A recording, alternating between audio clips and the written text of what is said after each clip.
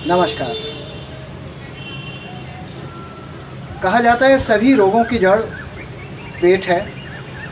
अगर पेट दुरुस्त रहे तो आप स्वस्थ बने रहेंगे।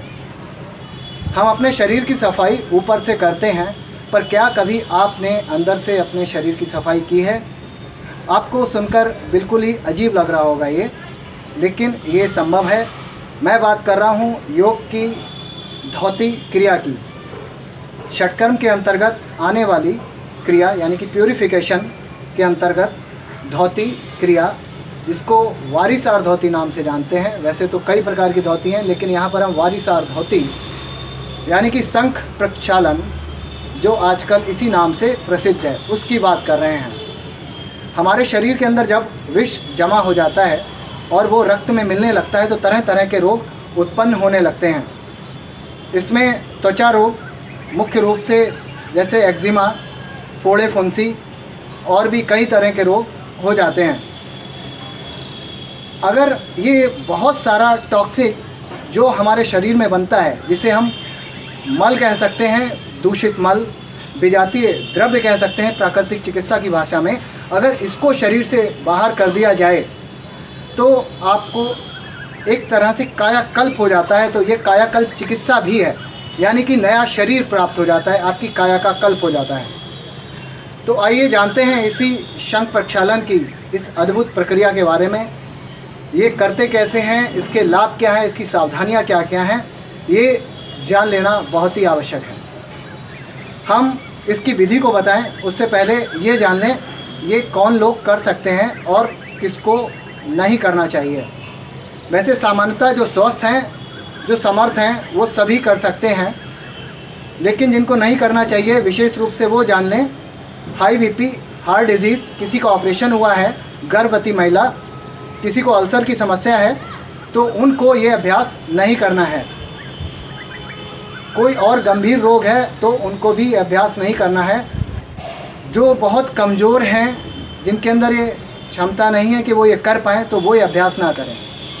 सामान्य रूप से ये वो सभी कर सकते हैं जो करने में समर्थ हैं, जिसमें कि किसी को अगर किडनी स्टोन है तो वो भी कर सकता है, उसका कोलेस्ट्रॉल बढ़ा हुआ है किसी का तो वो ये कर सकता है, फोड़े फुंसी ये सब कर सकते हैं, मधुमेह के रोगी भी कर सकते हैं, मोटापा वालों के लिए विशेष रूप से लाभकारी है। तो ऐसे कई लाभ हैं जिसके बारे में मैं बताने जा रहा हूँ। तो इसके लाभ में अगर हम गैस्ट्रिक प्रॉब्लम, मतलब पेट से संबंधित जितनी समस्याएं हैं, अपच, गैस, भूख ना लगना, कब्ज, पाइल्स, इस तरह की समस्या है, तो वो ये अभ्यास सब लोग कर सकते हैं। भूख नहीं लगना, गैस, कब्ज बनी रहती है, ये इस अभ्यास के बाद उनको इन सब में लाभ होगा। कोलेस्ट्रॉल जिसका बढ़ा हुआ है उसको भी लाभ होगा। मोटापा, मधुमेह जिसको है उसको भी लाभ होगा। किडनी स्टोन बन जाता है बार बार, उसके लिए भी ये लाभकारी है। यूरिनरी ट्रैक्ट इन्फेक्शन, उसके लिए भी लाभकारी है। एक्जिमा, फोड़े फुंसी, उनके लिए भी ये बहुत ही लाभकारी है। अर्थराइटिस, गठिया, इस तरह की समस्याएं, यूरिक एसिड बढ़ जाता है, उनके लिए भी ये लाभकारी है। तो शरीर से बहुत सारा मल, जो दूषित मल है, जो टॉक्सिक मैटर है, वो जब शरीर से बाहर हो जाएगा तो शरीर एकदम हल्का महसूस होगा। जिसको जल्दी जल्दी सर्दी जुकाम बना रहता है, जिसका इम्यूनिटी पावर कम है, बार बार बीमार हो जाता है, उसको ये अभ्यास करना चाहिए। अब इसके लिए सावधानी बहुत आवश्यक है। इस अभ्यास को करने से पहले और करने के बाद दोनों ही चीज़ें जान लेना बहुत ज़रूरी है। जो अभ्यास ये करेगा उसको एक दिन पहले रात में भोजन बहुत ही हल्का लेना है। खिचड़ी ले सकता है, दलिया ले सकता है, या 1-2 रोटी ले सकता है। बहुत ही भरपेट नहीं खाना है, मसालेदार, तीखा, इस तरह का भोजन नहीं करना है। जब ये अभ्यास करेगा तो वो समय सुबह का चुने, वही समय सबसे अच्छा समय है। सुबह के समय अभ्यास करना है। एक बार शौच से निवृत्त हो सकता है और उसके बाद इस अभ्यास को करना है। बहुत अधिक गर्मी में, बहुत अधिक ठंड में ये अभ्यास नहीं करना है।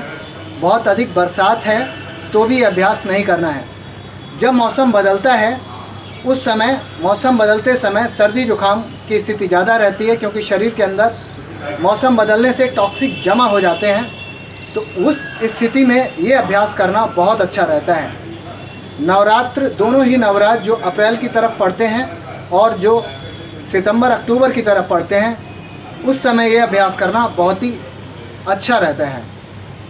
शंख प्रक्षालन और लघु शंख प्रक्षालन, ये दो प्रक्रियाएं हैं। शंख प्रक्षालन में कम से कम 16 से 20 गिलास पानी पिया जाता है और आहार नाल की पूरी सफाई की जाती है। लघु शंख प्रक्षालन में भी ऐसा ही है, लेकिन इसमें पानी की मात्रा 8 से 10 गिलास तक ही रहती है और फिर अंत में जैसा पानी आप पीते हैं लगभग उसी रंग का पानी शौच से द्वारा बाहर आता है। इस प्रक्रिया को करने के बाद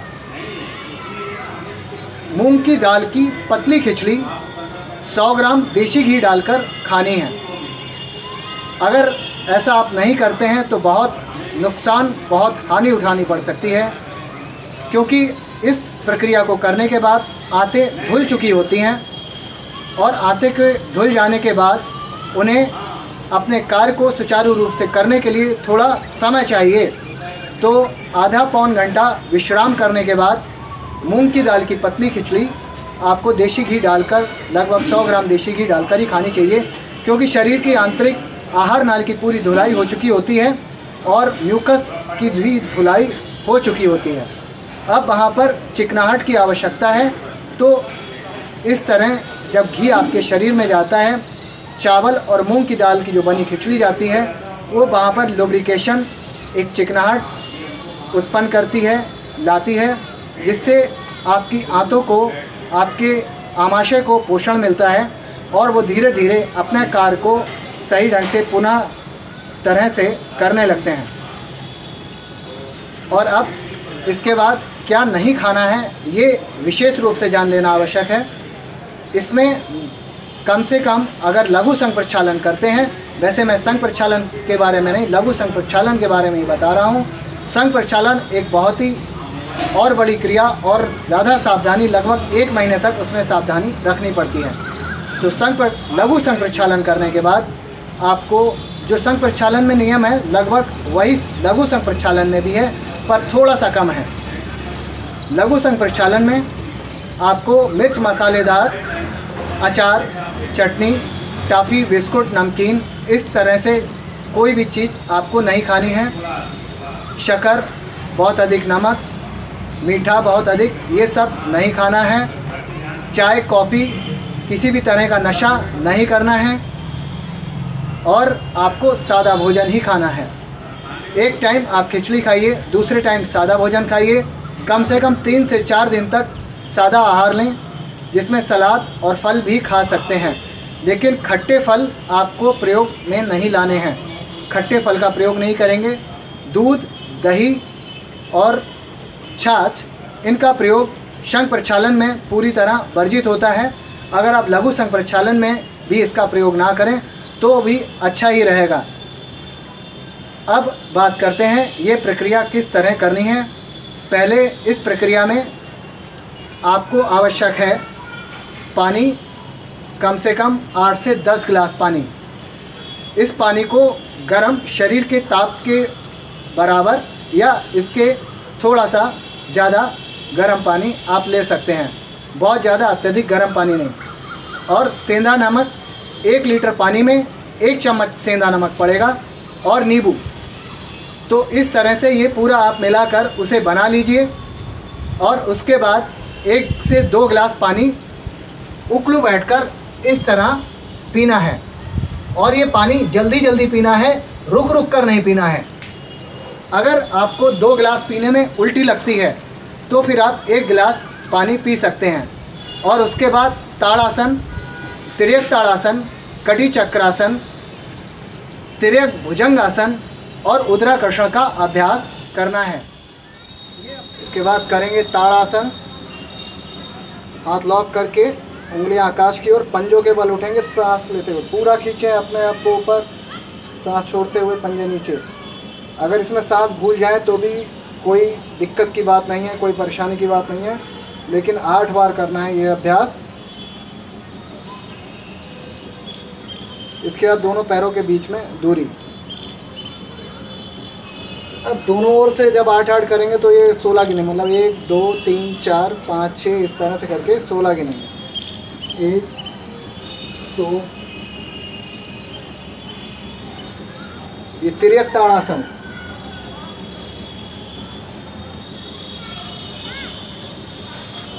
जो ताड़ासन है वो आपके आमाशय पे यानी स्टमक पे और बड़ी आंत पर खिंचाव डालता है, और ये तिर्यक ताड़ासन छोटी आंत पर प्रभाव डालता है। इसके बाद है कटी चक्रासन। मैं यहाँ कम करके दिखा रहा हूँ, आपको पूरा ही करना है। और कोई भी आसन जो उसका क्रम है उसको बदलना नहीं है, उसी क्रम में करना है। ये पूरा ट्विस्टिंग अच्छी तरह से होना चाहिए। इस तरह से भी कर सकते हैं, दोनों ओर मिलाएंगे और गिनेंगे तो ये 16, जैसे 1 2 3 4 इस तरह से। इसके बाद अगला अभ्यास तिर्यक भुजंगासन।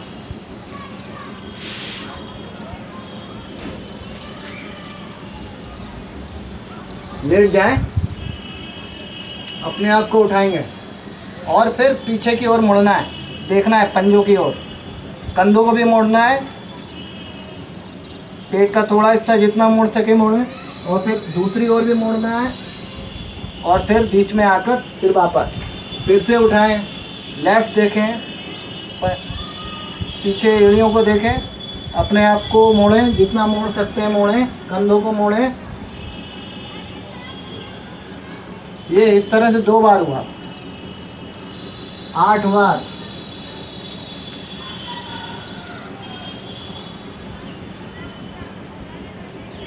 मैं यहाँ 4 बार ही करके दिखा रहा हूँ। और इसके बाद करना है उदराकर्षण।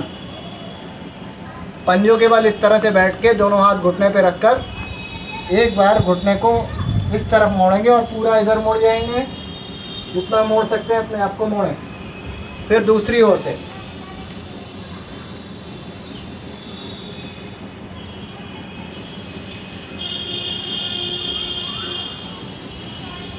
ये आपकी बड़ी आंत, रेक्टम, उस पर प्रभाव डालता है।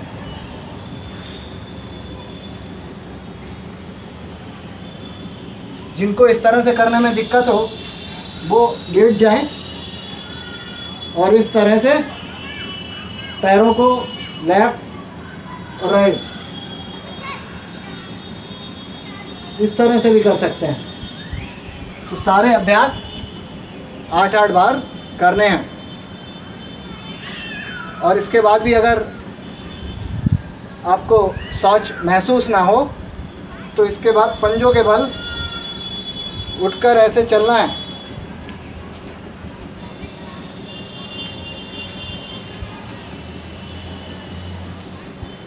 कई बार ऐसे चलें, थोड़ा सा आगे और पीछे झुकने वाले भी अभ्यास कर लें।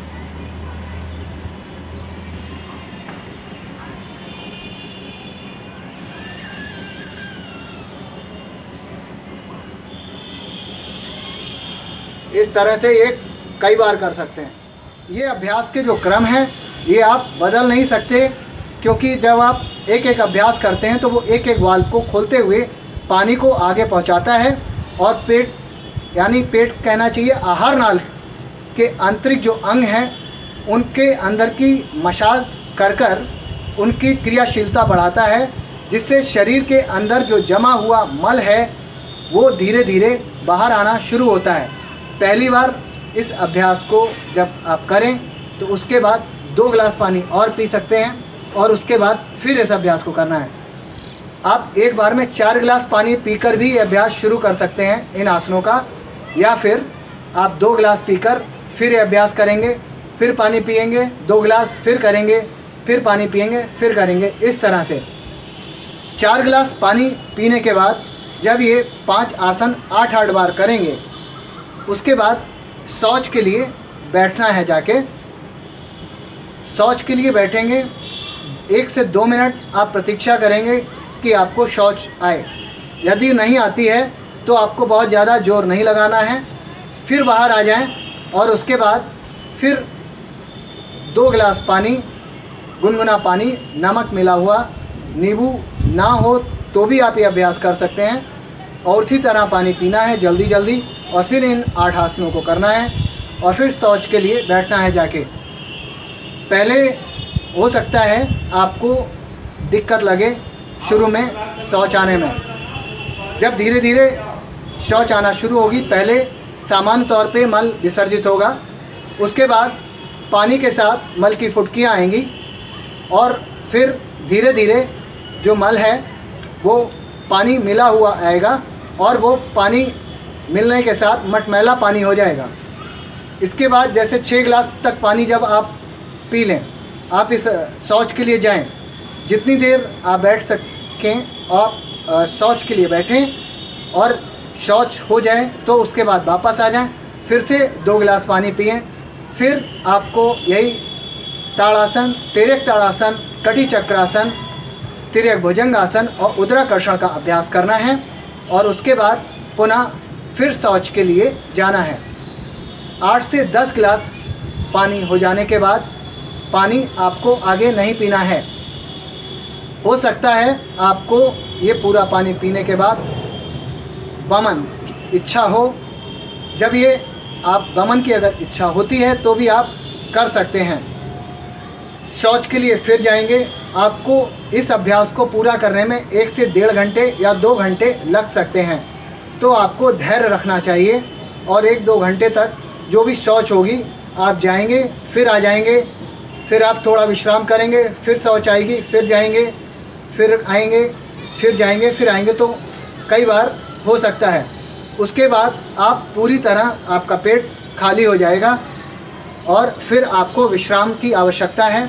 कम से कम 30 मिनट विश्राम में शवासन कर सकते हैं। इसके बाद आपको सोना नहीं है। शवासन करने के बाद आप स्नान कर सकते हैं, जिसमें आपको 10 से 15 मिनट ही लगने चाहिए।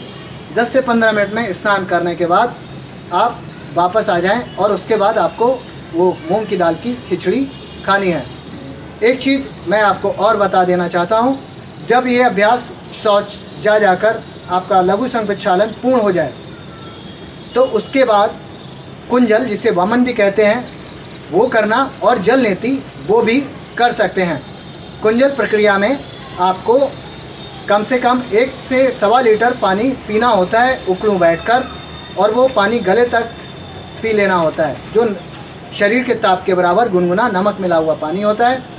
और जो आप पी लेंगे और उसके बाद आपको वामन की इच्छा होगी तो आपको वामन कर देना है, यानी कि उल्टी कर देना है। उल्टी करेंगे, एक बार में पूरा पानी नहीं निकलता है, तो इस तरह से 2 या 3 उंगली आपको जीभ में पीछे और ले जाकर उसको प्रेशर देना है, तो उससे आपको वामन की इच्छा होगी और आप पानी निकलेगा मुँह से। बहुत ज़्यादा प्रेशर नहीं देना है, जितना पानी निकलता है आराम से निकालते रहिए। उसके बाद जल नीति का अभ्यास करना है। जल नीति के अभ्यास के बारे में मैं अपनी पिछली वीडियो में बता चुका हूँ, आप लिंक पर, मैं डिस्क्रिप्शन में लिंक दे दूँगा, वहाँ पर जाकर देख सकते हैं। जब ये अभ्यास पूरा हो जाएगा, उसके बाद 30 मिनट का विश्राम करके और थोड़ा सा स्नान करके, और फिर आपको मूंग की दाल की पतली खिचड़ी खानी है। पूरा दिन आपको आराम करनी है, बहुत ज़्यादा कठिन कार्य नहीं करना है। आप जो नॉर्मल जो आपका दिन रहता है, आप उस तरह से अपना कार्य कर सकते हैं। अगर किसी को कब्ज बनी रहती है तो ये प्रक्रिया वो 1 महीने या 15 दिन में इसको कर सकता है। वैसे साल में 4 बार अगर इसका अभ्यास किया जाए तो वो पर्याप्त रहता है, लेकिन यदि आपको आवश्यकता है तो इसका अभ्यास 1 महीने या 15 दिन में भी किया जा सकता है, कब्ज बने रहने तक। और कब्ज सही हो जाने पर इसका अभ्यास फिर 4 महीने में ही आप करें, उससे पहले ये अभ्यास ज़्यादा ना करें। शंख प्रक्षालन का अभ्यास 6 महीने में एक बार ही किया जाता है, क्योंकि ये लघु शंख प्रक्षालन है, इसलिए इसका अभ्यास आप जल्दी भी कर सकते हैं। तो इस तरह आप लघु शंख प्रक्षालन के माध्यम से अपने शरीर का कायाकल्प कर सकते हैं।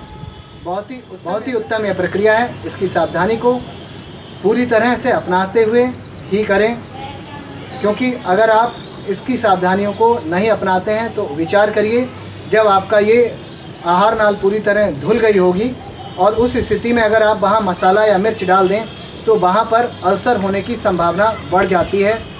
अल्सर हो सकता है और किसी किसी की ऐसी स्थिति हो सकती है कि उसको हॉस्पिटल में भी एडमिट कराना पड़े। तो ऐसी स्थिति ना आए, इसका विशेष ध्यान रखें, क्योंकि अगर आप इनके नियमों का पालन नहीं कर सकते तो आपको ये अभ्यास बिल्कुल भी नहीं करना चाहिए। अगर आपको मेरा ये वीडियो अच्छा लगा हो तो अगर अभी तक आपने मेरा चैनल सब्सक्राइब नहीं किया तो मेरे चैनल को सब्सक्राइब करके बेल आइकॉन प्रेस कर लीजिए। मेरे इस वीडियो को लाइक करिए, शेयर कीजिए, कमेंट्स कीजिए। आपके पुराने वीडियो में मुझे लाइक कमेंट्स मिले। आप जब लाइक और कमेंट्स करते हैं तो मेरा मोटिवेशन बहुत बढ़ता है और मैं आपके लिए ऐसी नई नई वीडियो और भी बनाना चाहता हूं। आप और किस विषय पर वीडियो चाहते हैं कमेंट्स में मुझे ज़रूर बताएं। तो आज के लिए इस वीडियो में इतना ही। मिलते हैं अगली बार एक नई वीडियो के साथ। तब तक के लिए नमस्कार। स्वस्थ रहिए, मस्त रहिए।